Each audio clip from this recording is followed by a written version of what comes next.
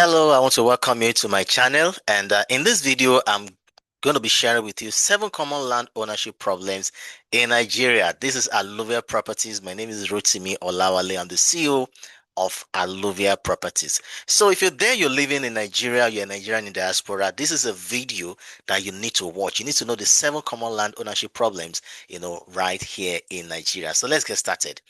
Now, we should know that land ownership in Nigeria can be complicated due to legal, administrative, and a lot of cultural factors. Our people are quite traditional, and there are some problems that are just due to cultural issues, some due to administrative or even legal problems. So, in this video, I'm going to be looking at 7 common land ownership problems, right here in Nigeria. And the first one is lack of proper land titles. Lack of proper land titles. That is the first major problem you can encounter right here in Nigeria. Now it says here that many landowners do not have legally recognized documents such as a certificate of occupancy or registered deeds. Sometimes people buy land and the people you are buying from just hand you over some documents that are not valid. If you're holding on to a document that's not valid, then your transaction is as good as void. So it says without proper titles, ownership can easily be disputed. If the document you are holding is not a valid one, then the ownership of your property can be disputed. If the other party decides to take you to court, they will win you hands down. I mean, it's as good as you've just lost your money if you don't have a proper land title. The second problem is multiple sales of the same land. Some landowners or land agents sell the same parcel of land to multiple buyers, leading to conflicts and court cases. I tell you, this is a common thing in Lagos. It happens in other parts of Nigeria too. You are buying land from one person. Before you know what is happening, the seller has sold to many people, collected money from all of them, and you are not even sure the actual owner of the property. So selling to multiple sales of the same land to multiple people is a common practice, and that's why you need to do your due diligence when you're buying a property. Know that you're buying from the actual owner. Use a lawyer, use registered personnel to ensure that you are purchasing from the original owner and not just from someone who has sold to multiple people, and your money is just hanging right there. All right, so the third one is family or communal disputes. In many areas, land is owned by families or communities, and disagreements among family members about who has the authority to sell or allocate the land often lead to disputes. Now, this also happens in some communities or some families. If you just go to buy, maybe somebody, an individual in the family sells to you, if you don't have the consent of the entire family or the community, you may still end up having problem with that land you've bought. So the best thing is, if you want to buy, make sure you're buying directly from the family, not just a member. Make sure you get the consent of the entire family, and if it's a community-based property, make sure you're getting consent of the entire community, or the head of the community. Get the right person to verify, to make your transaction very, very valid, so that you don't end up losing your money. Another problem is omonile, land grabbers issues. Now, omonile, they are called land grabbers. They are there. They will come and tell you that their ancestors are the ones that originally owned the land, and I saw they are selling to you, and they still have right to keep charging you every now and then for one fee or the other. So we see here that in some states, particularly southwestern Nigeria, omonile, that is local land owning families, may demand repeated fees or attempt to resell land after it has already been sold. Now, this is a common practice. Sometimes you've bought land from the omonile, and like I said, they keep coming every other year. Maybe you started your building process, you want to lay foundation.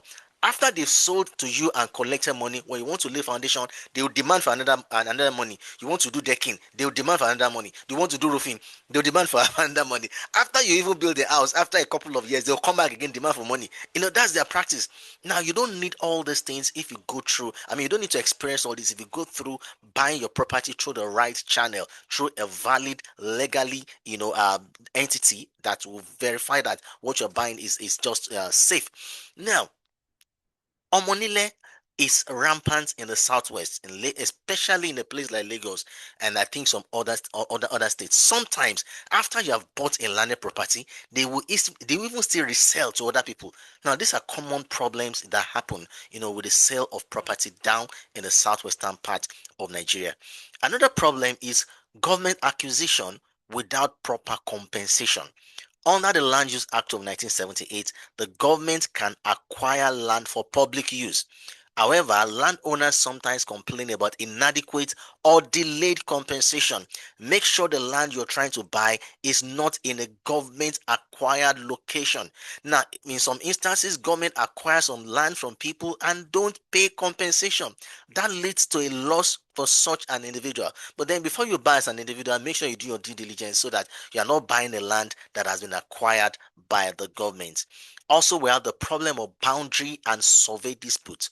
Poor or inaccurate land survey can cause boundary conflicts between neighboring landowners. Okay, two people buy landed property, definitely there will be a boundary where their land will meet. Now, if the survey is not properly done, that can generate issues because one person's land may spill over into another person, or another one may encroach into the property of another, and this can lead to serious conflict which can really become a problem. So this needs to be avoided as much as possible. And finally, we have fraudulent land documentation. Fake survey plans, forged deeds, and counterfeit land titles are common scams in some real estate transactions. Make sure that your documents are verified. I keep repeating that. Make sure that your documents are verified. Make sure it's original, not a fake survey plan or forged deeds or counterfeit land titles. All this can be verified, and with that, you should be safe. So avoid fraudulent land documentation. Don't always be in a hurry to get a transaction over with. Make sure you are dealing with people who are legitimate and those who have the rights to handle that transaction. Either you're working with a lawyer, so that you can be sure that you are getting the right attention. Any loopholes can probably be very fast. It can be identified and blocked as soon as possible. All right, so that's all I want to share with you in this video. If you're interested in buying a real estate property right here in Nigeria, I'm right available for you. You can reach me on this WhatsApp number. You can call or chat me on WhatsApp on +23481 4310 6420. So you want to buy land, you want to buy property. We even have some products and agro real estate products. I'll share more with you if you get across to me. With the agro real estate product, you can buy a parcel of land and palm trees will be planted on it, and after a while it fruits and you start earning. It's a way to generate passive income. You can earn as much as 6 million naira per hectare. I tell you, it's a good deal. If you're interested in it, just reach me in this WhatsApp and I'll be waiting to hear from you. I'll see you in the next video. Take care and it's bye for now.